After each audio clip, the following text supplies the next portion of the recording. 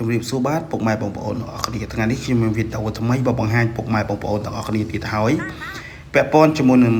ទ្វារមូលប្រើមកទៅបញ្ជាតេឡេទ្វារមូលនេះផងដែរគឺយើងប្រើស្លឹកទ្វារកម្រាស់ម៉ាលីហើយភ្ជាប់ជាមួយនឹងម៉ូទ័រជប៉ុនដាច់ភ្លើងក៏យើងនឹងប្រើបានធម្មតា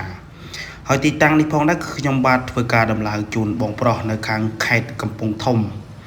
ឥឡូវយើងធ្វើការដំឡើងរួចរាល់ 100% ហើយខាងសិប្បកម្មហ្វីលមូមានជ័យយើងខ្ញុំក៏មានសិប្បកម្មដូចជាលោកដុំនឹងរៀបដំឡើងទ្វារមូលប្រើទីងដៃនិងប្រើម៉ូទ័របញ្ជាតេឡេគ្រប់ប្រភេទនិងលោកដុំនឹងរៀបដំឡើងម៉ូទ័រទ្វាររបងបញ្ជាតេឡេគ្រប់ប្រភេទនិងមានលោកដុំនឹងរៀបដំឡើងសម្រាប់គ្រប់វ័យ